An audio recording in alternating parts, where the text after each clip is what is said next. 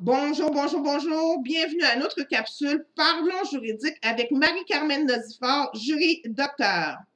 Je vais vous montrer ceci. Voyez-vous, c'est un super verre en cristal. Heureusement, nous avons vu avec l'histoire du zombie de la mallette en Haïti qu'il y a manière de récupérer. Donc, je ne vais pas le mettre à la poubelle. Je vais en faire un pot de fleurs. Mais voyez-vous, il a perdu son intégrité.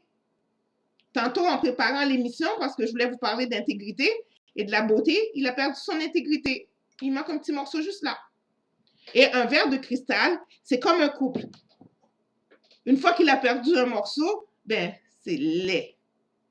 L'intégrité dans les relations amoureuses, en tout cas, à mon sens, c'est que il y a 24 heures dans une journée. Pourquoi que je t'endurerais à me taper sur les nerfs, à faire des sacrifices pour toi pendant 23 heures pour 1 heure de plaisir au lit pour que toi, tu sois touché par quelqu'un d'autre? À mon sens, il n'y a pas de couple, tu n'es qu'un petit verre blanc. Il y en a qui diront que c'est peut-être pour ça que je suis célibataire, mais mieux vaut être célibataire que mal accompagné ou encore être accompagné avec un sans-maman ou un petit verre blanc. L'intégrité. L'intégrité est conforme à ce que l'on est réellement. Voyez-vous, je suis allée à Rabat, section 9 de Rabat. Ben, là-bas, on porte le niqab. Alors, je le porte aussi. Est-ce que je suis musulman? Non. Comme dirait Apocate que je salue, quand on est à Rome, on fait comme les Romains. Donc, maintenant, c'est juste pour vous montrer que mon intégrité, je suis haïtienne, OK? Et ma dignité, mon estime de moi-même passait par être haïtienne, parler créole, manger du riz, puis tout le tralala. Tu sais, pour dire, comme on dit pour Best Ben, fais Jolet. Mais dans mon cas, et le cas de Boss Ben, je ne pense pas que c'est Jolet. Jolet, c'est de dire quelque chose pour se vanter. Je ne me vante pas. Quand je dis que j'ai 7 diplômes, ben, je les ai travaillés. Ça, c'est pas du vantardisme. Ça, c'est pas Jolet. C'est moi qui a fait. Donc, en droit, chaque individu a droit à son intégrité physique ou morale. D'ailleurs, voulez-vous me dire où qu'en est le dossier Dumont avec l'enfant qu'il a agressé? Tu sais, je ne veux pas qu'il y ait de choses, mais j'aimerais avoir que quelqu'un me donne des nouvelles parce que c'est ce genre de dossier que je ne veux pas qu'il se perde dans le vent. En droit international, l'intégrité du territoire, c'est le droit et devoir. Pas juste le droit, le devoir. Inaliénable. Donc, un État ne peut pas vendre, ne peut pas prêter mon territoire, encore bien moins signer une entente qui dit que sur mon territoire, on peut venir kidnapper un sénateur et l'arrêter sans mandat. Donc, je répète, en droit international, c'est l'intégrité du territoire, le droit et devoir inaliénable d'un État souverain à préserver ses frontières, son mode de fonctionnement de toute influence extérieure. Donc, quand vous vendez mon territoire et que vous laissez les Américains venir faire influence sur le territoire, ben vous violez le droit international, le droit d'un État souverain de préserver ses frontières et ses modes de fonctionnement. Viol du droit international, en plus de violer la Constitution haïtienne.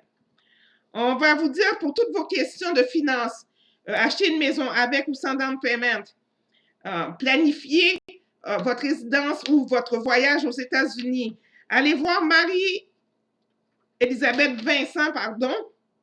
Vous pouvez l'appeler au 438-877-1320. On va vous dire plus que jamais, allez au magasin supporter Black Atta. Il l'a mis sur Facebook, donc je devrais me sentir à l'aise, mais je me sens quand même pas à l'aise, donc je vais lui demander, puis je vais vous revenir là-dessus. Allez voir Black Atta. For person who's living in Philadelphia, Black Atta store, it's at 410 North, 64 PA 19151. Moun qui beaucoup de Philadelphia, al web Black Atta, na 410 Nord, 64 Philadelphia, PA 1915-1. Mahero Ramirez. Je ne sais pas si je me souviens pas, mais donc, Kayla F. Saillant, je vous salue les cocottes. Peterson Mead. Peter Mead qui vous dit que notre garçon Macoquelin international nous dit que le 19 avril, il fera un mini gala. J'aurai le temps de vous revenir en faisant mes vérifications, bien entendu. Ce matin, j'ai été très heureuse de me faire réveiller. Voyez-vous, ça fait la 15e fois que je recommence parce que je me suis fait réveiller. J'aime ça quand vous me dites merci pour ces choses-là, quand vous me donnez des bonnes nouvelles. C'est juste pas que je rends service puis vous disparaissez jusqu'à la prochaine fois que vous aurez besoin de moi. Ça se peut que je ne sois pas là. Donc, on m'a dit qu'en Palestine, donc je salue tous les gens de la Palestine, que Mohamed Halki sera libéré au mois d'avril. Ça fait plaisir. On va saluer Woody Woodboy. Woody Woodboy, que je ne parle pas souvent de lui dans mes capsules, mais pourtant que j'écoute sa musique au moins 15 fois pour me faire non moins. Parce qu'il me travaille en pile pour me faire non moins. C'est bon Dieu dans le ciel là que j'ai sous moi avec bonne sang maman haïtien ça yo.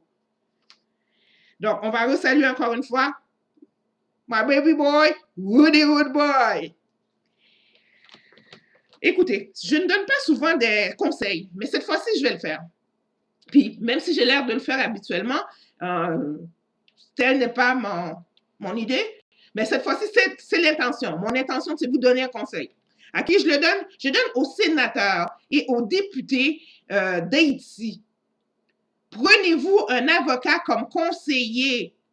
Je répète, prenez-vous un avocat comme conseiller. Voyez-vous, Guy Philippe en avait 2 en Haïti. D'accord? Donc, c'est bien vu de façon internationale. Si c'est dans une langue que vous ne comprenez pas, l'avocat va pouvoir répondre pour vous et personne ne va s'en faire. Personne ne va se prendre la tête.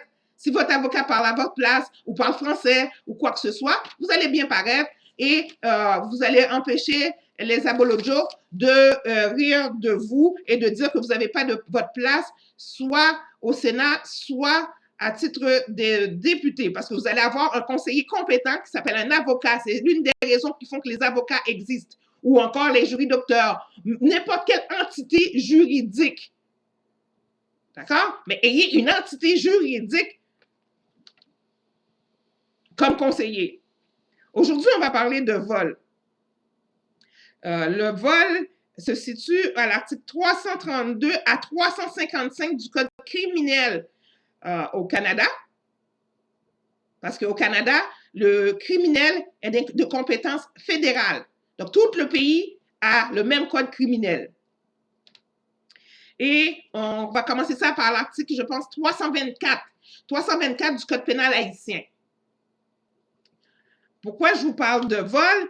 Ben, je vais attendre que le dossier avance un peu plus avant de vous en parler. Mais je pense que d'ores et déjà, il faut que je vous parle du vol pour habituer votre oreille et que vous puissiez comprendre. Il y a une différence entre vol et fraude. Voyez-vous? Mais aujourd'hui, on va juste parler de vol.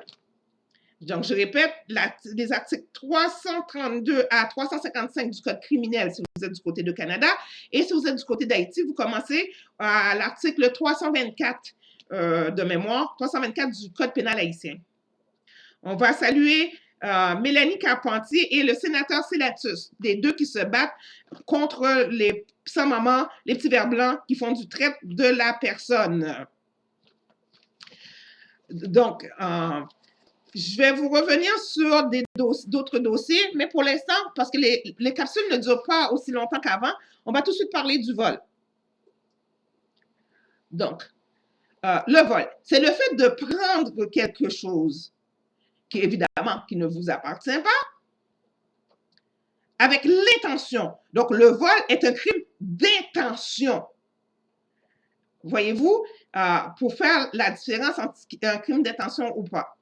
Quand c'est un crime d'intention, il y a un monsieur, je ne vais plus me souvenir de la cause, mais je vous le dis quand même, il y a un monsieur, on est au Canada, on est en plein été, donc il n'y a pas de neige là. et qu'il rentre dans la cour de quelqu'un, il vole un chasse-neige. Le chasse-neige, c'est ce qu'on utilise pour enlever la neige devant chez nous pour que les gens puissent passer durant l'hiver. Donc, on est en plein été, on n'en a pas besoin. Il est sous, il rentre dans la cour de quelqu'un et il vole un chasse-neige. Mais la cour l'a acquitté parce qu'il ne pouvait pas avoir l'intention de voler un chasse-neige durant l'été, personne ne s'en sert. Voyez-vous, c'était plus comique qu'autre chose. Par contre, des crimes qui ne sont pas des crimes d'intention, faire des attouchements sur un enfant, dès que vous avez commis l'acte, parce qu'il y a l'actus reus et la mens rea. L'actus reus, c'est que dès que vous avez commis l'acte, vous avez agressé sexuellement un enfant, vous avez battu une femme, donc vous êtes un lâche, un sans-maman. Donc, dès que vous commettez l'acte, vous êtes automatiquement coupable. Alors que les crimes d'intention, même si vous avez commis l'acte, comme le monsieur a pris puis a dépossédé la personne de son bien qui était le chasse-neige. Mais comme il était sous et comme c'est un bien, la cour l'a acquitté en disant il ne pouvait pas avoir intention de voler un chasse-neige en plein été. Voyez-vous? Mais quand il s'agit de crimes contre la personne, vous ne pouvez pas dire j'étais sous, j'étais drogué. OK? Dès que vous faites un crime contre la personne, c'est un crime où ce que l'actus reus suffit. L'actus reus, l'acte. La mens rea, mens. OK? Donc, on va parler du vol. Le vol qui est, ça prend l'actus reus et ça prend la mens rea. C'est un crime d'intention spécifique parce qu'on parle d'objet. Donc, 322, c'est commet un vol quiconque prend frauduleusement, sans apparence de droit, ou détourne à son propre usage ou à l'usage de quelqu'un d'autre, une chose quelconque, animée ou inanimée, avec l'intention, soit d'en priver temporairement, absolument, son propriétaire ou une personne ayant un droit de propriété spéciale ou un intérêt spécial de cette chose ou de son intérêt. Donc, il s'agit de prendre une chose qui est un objet qui ne nous appartient pas, dans laquelle on n'a aucun droit, avec l'intention de la personne qui a un intérêt dans cette chose. Théoriquement, la tentative de vol devient un vol au sens du code criminel, puisque le résultat importe peu. Voyez-vous? Donc, que vous avez réussi à le voler ou à ne pas le voler, ça importe peu. Donc, frauduleusement, ne crée pas une intention supplémentaire, ni une obligation de prouver que l'accusé savait que son geste était malhonnête.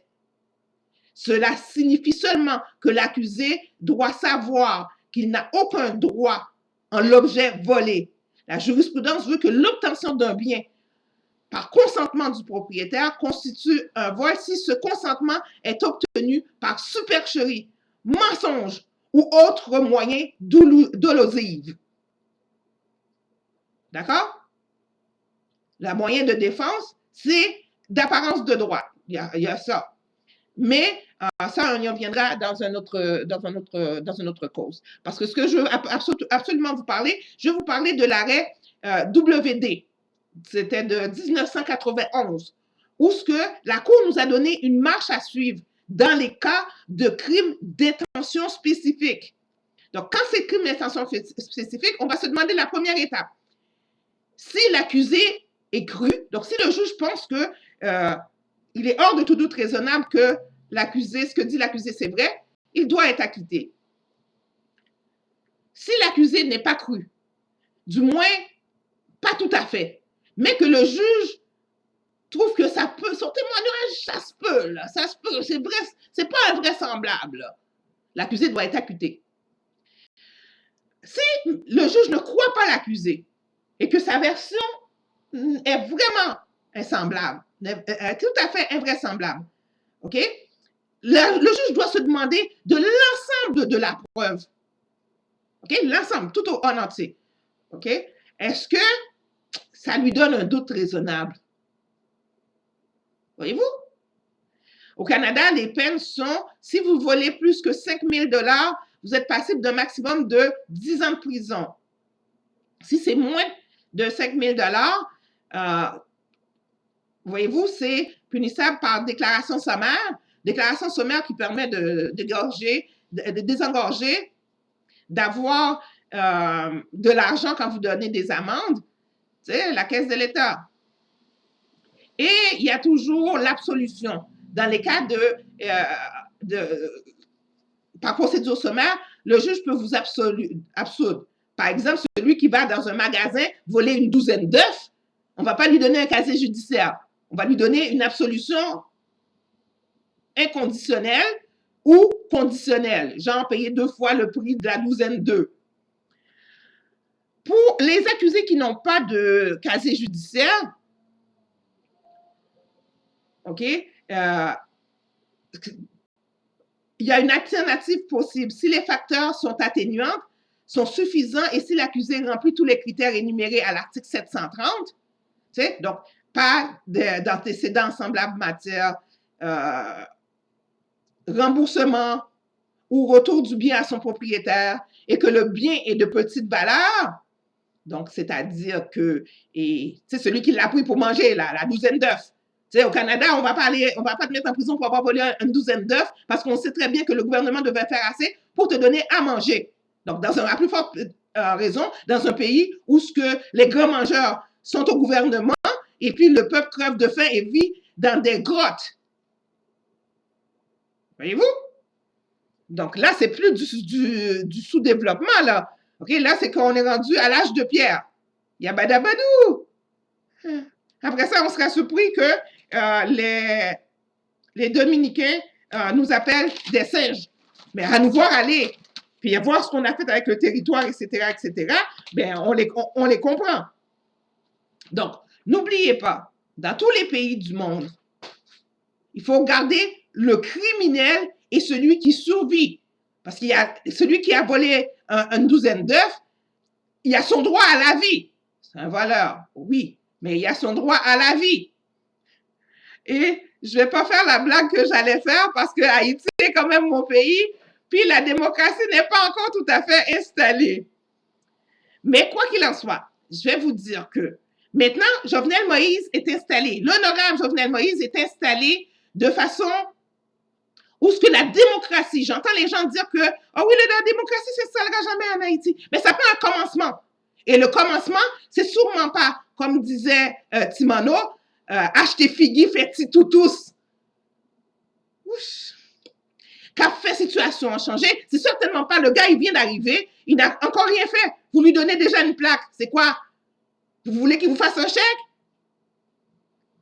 T'sais? Donc, laissez la chance aux gens qui viennent, puis oui, la démocratie va s'installer, ça prend juste du temps. À bon entendeur?